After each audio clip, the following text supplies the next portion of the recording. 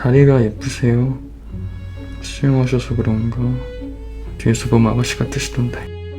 성폭력 사건을 다룬 영화들이 그동안 이제 많이 있었지만 그 노인 여성의 피해 사건을 다룬 영화는 제가 알기로는 한국에도 없었고 외국 사례에서도 거의 찾아본 적이 없었던 것 같아요.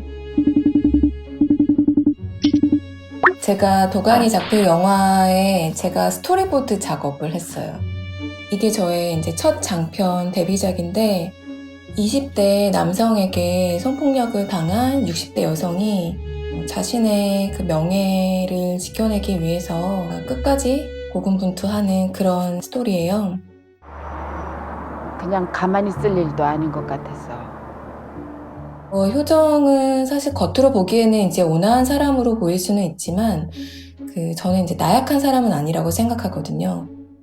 성폭력이라는 불행한 사건 하나로 모든 게 이제 무너지게 되잖아요. 근데 이제 가해자는 병원에서 잘리지도 않고 그의 일상이 온전히 지켜지고 있는 모습이 나오는데 서로 합의하에 했습니다. 2010년 초로 설정한 이유는 그 성폭력 특례법을 언급하는 장면이 있어요. 그 한국에서 2010년에 제정된 법이거든요. 경찰이 이제 단순 강간치상으로 그 사건을 접수하는 바람에 계속 영장 기각이라는 그런 상황을 겪게 된 거거든요. 영화에도 있는 내용인데 법원이 가해자의 그 구속영장을 기각하는 사유로 고소인이 젊은 여자였으면 그 사람이 구속됐을까요? 노인 여성을 무성적 존재로 보는 사회적 편견이 되려 그 가해자들이 노인 여성을 타깃의 대상으로 삼는 이유가 된다는 거예요. 신고를 해도 사람들이 믿으려 들지 않기 때문에 그걸 이용하는 거죠. 효정이 그 옥상에서 빨래를 널다가 피아노 소리를 듣고 손을 펼치는 장면이 있어요. 저는 그 씬은 제일 좋아해요. 근데 아이러니하게도 그때 문득 그 성폭력 사건으로 얻었던 그 손목의 멍자국이 깨끗하게 사라진 걸 발견해요.